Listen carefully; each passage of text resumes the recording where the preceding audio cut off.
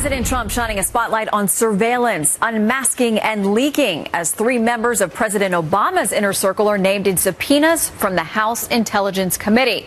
Welcome to a brand new hour of America's Newsroom. I'm Shannon Bream. Good morning. I'm Bill Hemmer. Good morning at home. Shannon, good morning to you. The investigation now focusing on 3 key people as the House Intelligence Committee issues subpoenas to 3 of the country's top intel and law enforcement agencies.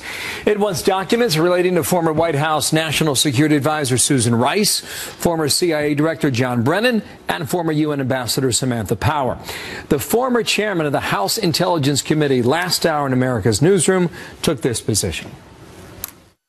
When you get people like Samantha Powers and Susan Rice, who were consumers of intelligence, they're not analysts, and they're asking for unmasking, I think that raises lots of red flags in Congress, and it raises lots of red flags with the American people about how far has surveillance of Americans gone, and has it gone too far? So then, reaction a moment from David Bossie, former deputy campaign manager of the Trump team. But first, Chief Washington correspondent James Rosen details today. And Democrats, they've got an issue with the Republican, Devin Nunes, signing off on the unmasking of the subpoenas. Why is that, James? That's right, Bill, and good morning. Democrats on the House Intelligence Committee are making it clear to Fox News that the unmasking subpoenas were sent by Chairman Nunes, quote, acting separately from the committee's alleged Russian collusion investigation, from which Nunes stepped aside on April 6th to confront a separate House Ethics Committee probe that's focused on his public statements about classified data. The Democrats maintain that that should constrain Nunes' involvement, but Nunes told me recently he is an active chairman. But what I've done, because I thought it was appropriate, as long as there was going to be these bogus charges against me until that got cleared up, I was just going to set at least the Russia investigation aside, because I didn't want to become the face of this investigation. But everything else, I'm still in charge of. Including the unmasking inquiry. Well, especially the unmasking. Judicial Watch has asked the House Ethics Committee also to examine ranking member Schiff's public discussion of classified material. The committee hasn't said whether it will do so. Bill. So come back to Samantha Power in these subpoenas. It marks a new development in the probe. How come? Indeed, because the former UN ambassador had not previously figured in the unmasking controversy. House investigators told me they are now intensifying their focus on Ambassador Power, who declined our request for comment, but she seems to have been the subject of a cryptic exchange at a House hearing last week with former CIA Director John Brennan, himself named in these unmasking subpoenas. Do you recall any U.S. ambassadors asking that names be unmasked? I don't know.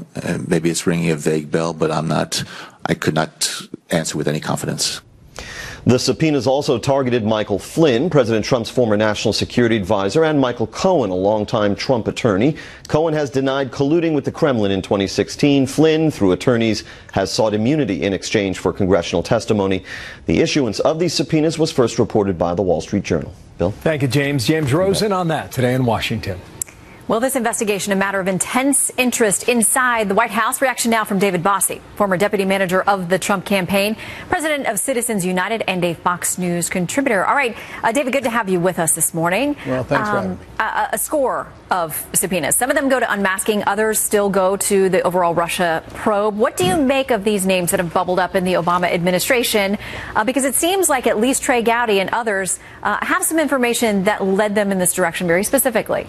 Well, first of all, I applaud Chairman Nunes for issuing these subpoenas. Look, this is the only actual case where we know there may be criminal acts by any individual. So let's make sure we bifurcate the two things. The unmasking is a dangerous thing for political operatives to have done if that's what ends up happening. And that was part of the Obama administration and their operation.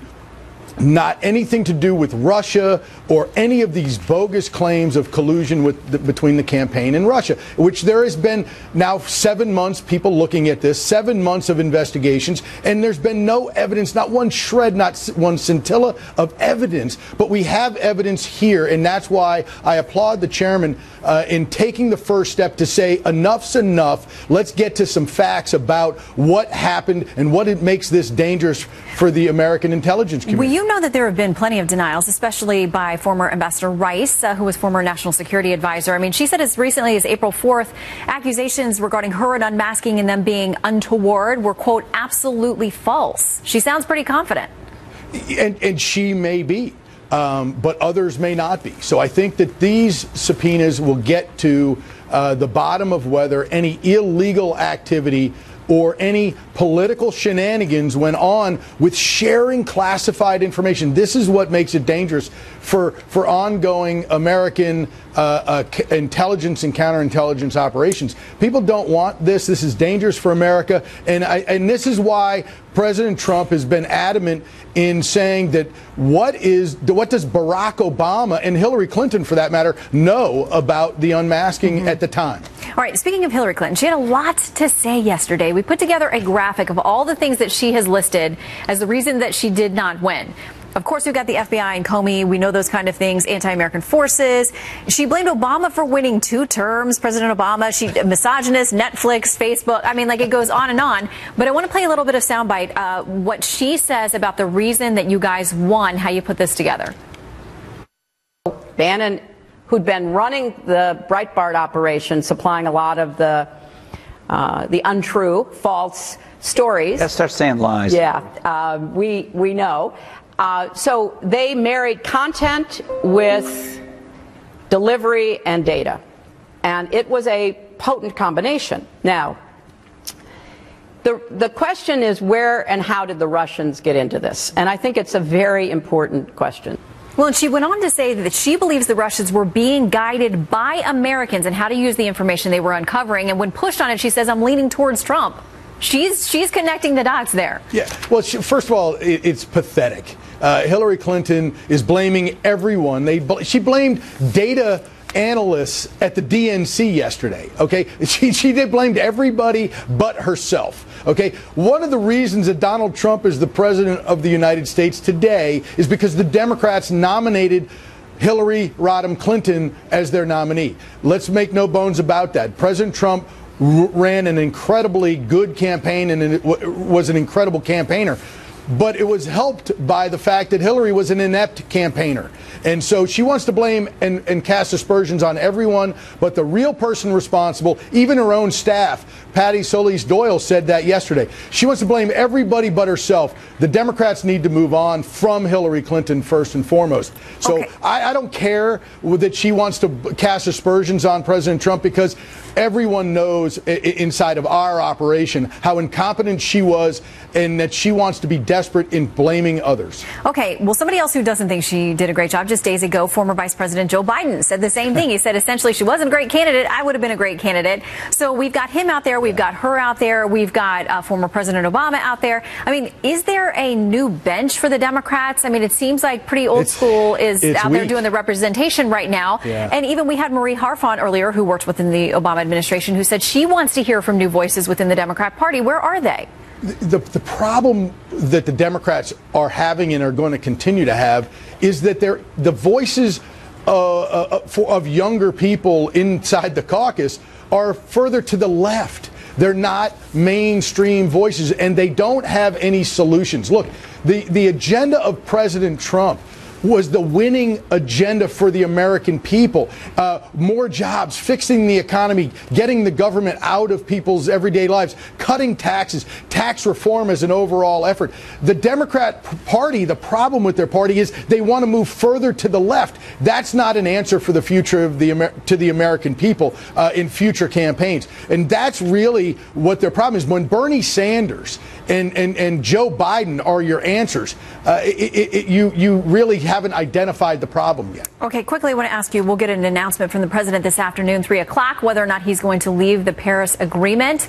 What goes into that decision-making process? What can you tell us? I think, first and foremost, it's the president of the United States answering the call of the American people through his campaign. During the campaign, they asked him to get out of the Paris Accord. He decided he was going to. He campaigned on it, and now he's going to, I hope, fulfill that promise. First. Secondly, is he campaigned as being president of the United States first, not president of the world like Barack Obama was. And so when you're president of the world, you don't put America first when you're making these negotiations, making these deals. And I think President Trump is going to get out of this Paris Accord and decide to put American jobs, American workers, and the American economy first, and create new agreements with the world that puts America first. Okay, we literally have no time left, but I just have to ask you yes or no. Do you know what Confefe means?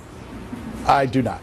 Okay, well, the mystery continues. David Bossie, good to see you. Thank you so much. Thank you. Clearly, he's not in the circle. President Trump revealing his big decision about the Paris Climate Agreement. 3 o'clock from the Rose Garden, the White House signaling likely to withdraw from the international pact. We'll see if that's the case.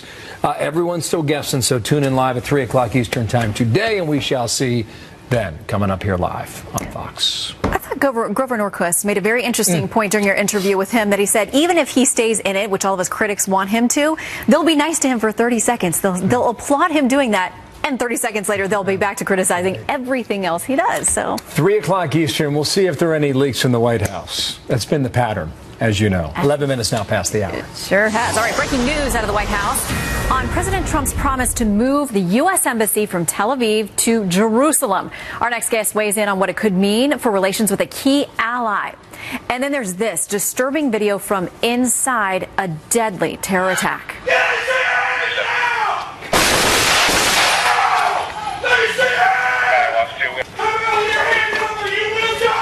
This is stunning stuff here. Police body cam footage released in the Pulse nightclub shooting. What we're now learning about the deadly attack from those cameras. Also, a bomb scare grounds an international flight just minutes after takeoff. The suspect's takedown caught on camera. What was he saying? Bad things, that he wants to blow the plane up.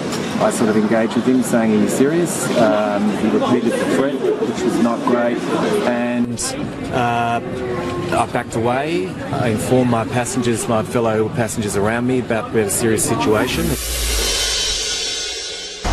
This just in now from the High Court. The justices of the U.S. Supreme Court posing for their new class picture. This is the first official photo featuring the newest Supreme Court Justice Neil Gorsuch.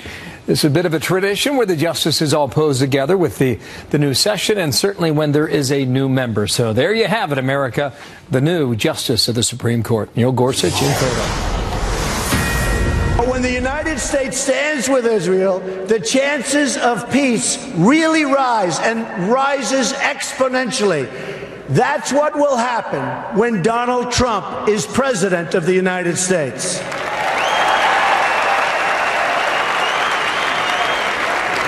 We will move the American embassy to the eternal capital of the Jewish people, Jerusalem. That campaign promise unfulfilled for now. The White House waiting until the last minute, deciding to keep the U.S. Embassy in Tel Aviv in place instead of moving it to Jerusalem. The president discussed the issue with Prime Minister Benjamin Netanyahu during his recent trip to Israel and is expected to sign the Jerusalem Recognition Act waiver today. That leaves the embassy in Tel Aviv. Republican Congressman Ron DeSantis is a member of the House Foreign Affairs Committee, and he's got some opinions on this. Thank you for joining us here in New York. Good to see you today. I know that you've been advocating for this move. It's something the president promised. Now, we are getting a statement from the White House. I'll read a little bit and get you to react. They say that the president made this decision to maximize the chances of negotiating a Mideast peace deal, and that's why they're delaying this. It says, but as he has repeatedly stated his intention to move the embassy, the question is not if that move happens, but only when. But it's not going to happen today. A few things. One is this is the 50th anniversary this year. They just celebrated it in Israel a couple weeks ago of the liberation of Jerusalem, the reunification. 50 years. It is the eternal capital of the Jewish people. This would have been the perfect time to fulfill that promise. Second, the law does not say that you can waive it for the peace process. The law says you can waive it for national security concerns. And I think you have to analyze it and say, is it more likely that the Palestinian Arabs are going to get the message if we move the embassy or if we don't? And I think if you move the embassy, you send the message to them, look, history's passing you by. They still fund terrorists and pay salaries for the families who murder Israelis. So they haven't changed their behavior. So I think moving the embassy probably would have gotten them to realize Israel's not going anywhere. It's not a transient country. You're not going to drive them into the sea. So if you want to deal with that reality constructively, fine. But I think by keeping the embassy where it is, I think that sends a signal to Palestinians that they can kind of keep playing these games. Well, he'll have a chance every 6 months under this 1995 law passed by Congress that says essentially they want the move to happen. So unless he keeps signing the waivers, it eventually would.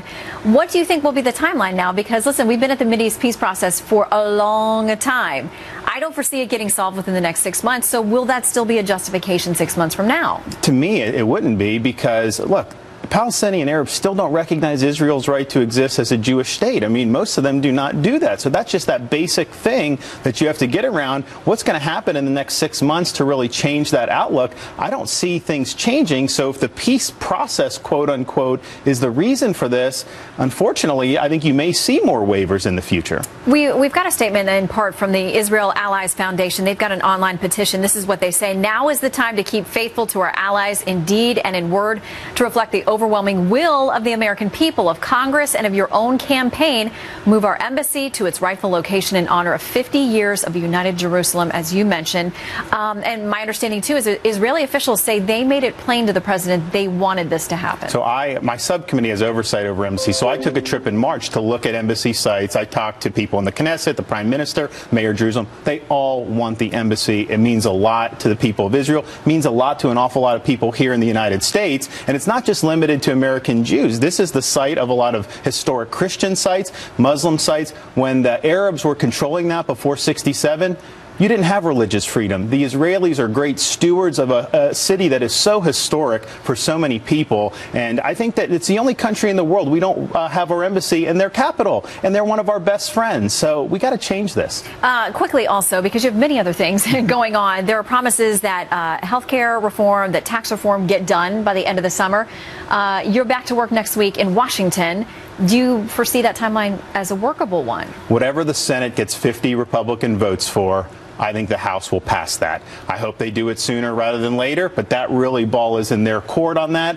Once that is done, you can then do the new budget resolution, which gives us the pathway to do the tax reform. I'd like to have that done. Well, first of all, if we don't have it done by August, should we really leave for 5 weeks? I think we should stay there and finish the job. I mean, the economy really depends on us getting the tax policy right. And there's the issue of the debt ceiling as well. The Treasury Secretary has hinted that he'd like to see it done in a clean way. A number of your GOP colleagues have said, no, we've got to stop giving that away. They want something in return for signing off on raising that number yet again. Well, when you say clean, clean for who? It's not clean for the taxpayer and the next generation if you do it that way. That's continuing to pass the buck going forward. And I think a lot of us want to say, we're $20 trillion in debt. We claim we're going to change this. Let's show how we can put some reforms together with this so we're not constantly playing this song and dance with adding more debt. All right, Congressman Ron DeSantis, Republican from my home state of Florida. Always good to see you. Good to see you. Thanks for your time. Bill. 21 past the hour now. New footage released inside the Pulse nightclub shooting in Orlando. When we warn you, this is disturbing. Who doesn't have gloves so we can check this one's pulse? Did anybody check this one? No. I have no pulse. All right. It gets violent, as you can guess. Police body cameras now capturing that devastation while searching for survivors in real time in that horrific attack last year. A live report on all of that in a moment. Shannon? And caught on camera, a tanker crashes and catches fire in a busy interstate. The story behind this incredible video, and a good Samaritan, too, you won't believe. That continue to get bigger. And black smoke, really black billowing smoke, and it just kept going higher, higher, higher. A fuel tanker crashed into a median and burst into flames. This happened in Denver, all caught on video. Look at that thick black smoke rising from the wreckage. The driver did make it out of the burning vehicle, but appeared to be hurt. You could see the driver there rolling on the interstate. The extent of injuries is unclear. This stretch of I-25 was temporarily shut down due to the crash. Local train service was also halted in that area. You saw a lot of cars run by, but that one person stops and runs up, that Good Samaritan, to drag the driver away. No word yet on what led to that crash. Wow. One lucky guy, huh? Fox's alert now. Here we go. Newly released body cam footage giving a new perspective on that deadly shooting at the Pulse nightclub in Orlando. The attacker killed 49 on June 12 of last year. This is graphic. It's the deadliest mass shooting in U.S. history. Steve Harrigan's on that live in Miami. What new do we learn now from watching this video, Steve? Bill, you really get a first-hand sense of the chaos of that night almost 1 year ago. There's 30 different videos, all from the body cams of police officers on the scene, more than 10 hours of material, and you can see the police rushing to the scene, really flat-out heroism, going towards where the shots are being fired. They enter a dark nightclub, sometimes through broken windows. There's dead and wounded all around them. They're facing a killer with an assault rifle, and they immediately return fire.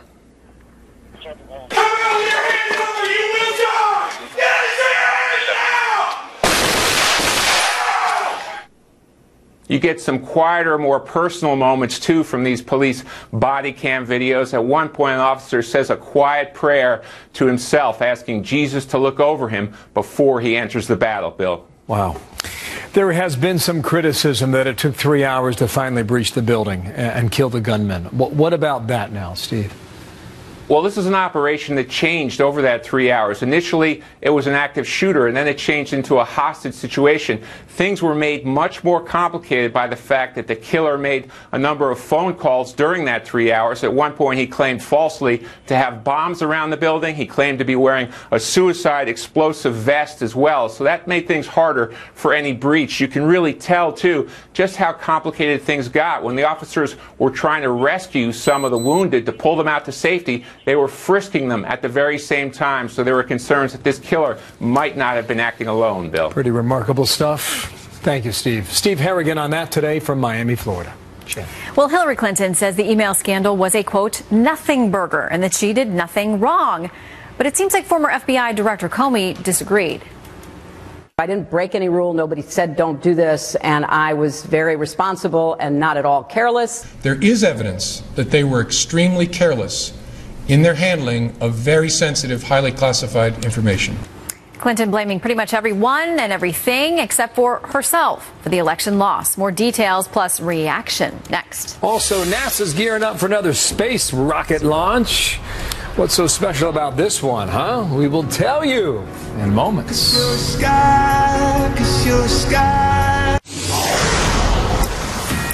Hillary Clinton unfiltered and sounding off yet again on her election loss. And even after former FBI Director James Comey said it was, quote, extremely careless for her to use a private email server, actually servers, multiple, she's still saying that it really wasn't that big of a deal. My email account was turned into, the biggest scandal since Lord knows when. And, I'm just, in the book, I'm just using everything that anybody else said about it besides me to basically said this was the biggest nothing burger ever. Jennifer Griffin's live at our D.C. bureau with more. All right, good morning, Jennifer. It seems that Mrs. Clinton chose some new reasons to blame for her election loss yesterday. Well, that's right, Shannon. For the first time, we heard her turn her sights on the DNC, blaming it in part for her loss. She had a stark assessment of the state of its organization. I inherit nothing from the Democratic Party. What do you mean nothing? I mean, it was bankrupt. It was on the verge of insolvency. Its data was mediocre to poor, non-existent, wrong.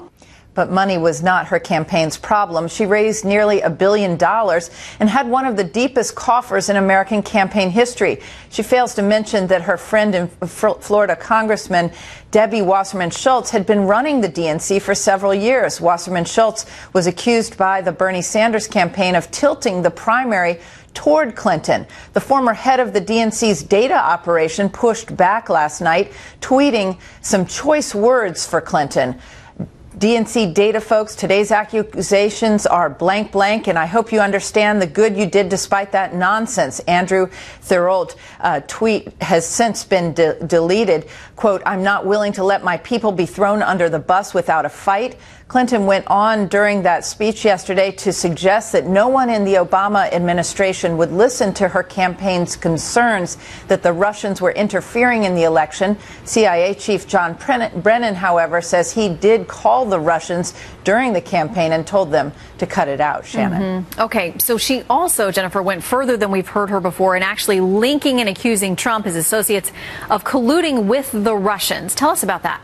That's right, Shannon. She describes how the Trump campaign, quote, and in her words, weaponized data to tilt the election, using their data analytics team to marry up content provided by the Breitbart website. It was all the brainchild, she says, of New York hedge fund heiress Rebecca Mercer, whose family fortune funded the analytic firm in England called Cambridge Analytica to not only, she says, affect the outcome of the Brexit vote in England, but also to turn the tide for the Trump campaign. The Mercers, who are anti-establishment within GOP circles, approached Jared Kushner, Clinton says, in August and offered their British-based analytics firm if Trump hire Steve Bannon and Kellyanne Conway to run the campaign. Clinton suggests Trump supporters, like the Mercers, help the Russians.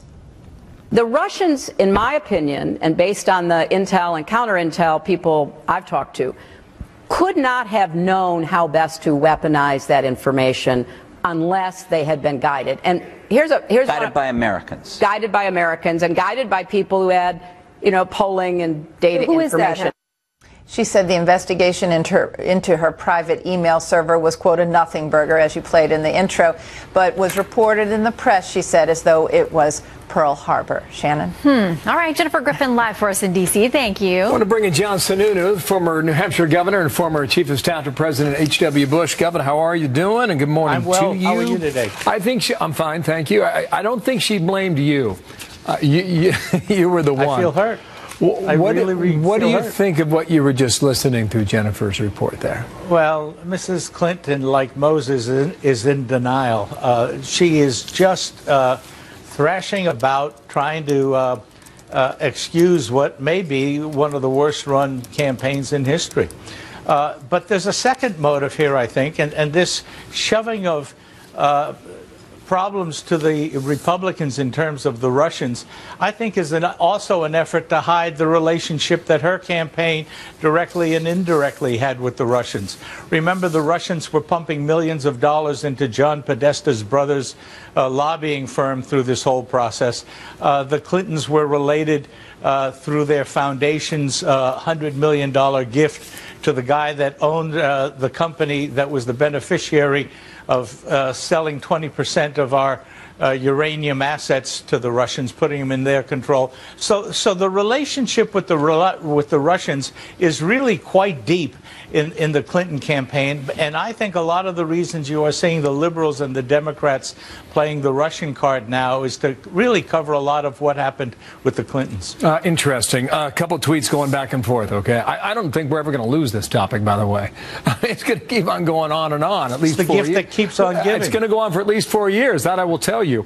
Donald Trump sent this. Crooked Hillary Clinton now blames everybody but herself, refused to say she was a terrible candidate, hits Facebook and even Dems and DNC. Also hit the content farms in Macedonia. She responds, people in Covfefe houses should not throw Covfefe. Here's my sense. The more you talk about this, the more money you raise for the DNC for 2018, and she commented on that as well. What's your view on that? That whole thing is part of it. Look, this is a battle to capture the minds and hearts of the voters out there right now. And the Democrats think that they are going to steal voters away from Trump by trying to denigrate the process and trying to link him with the Russians.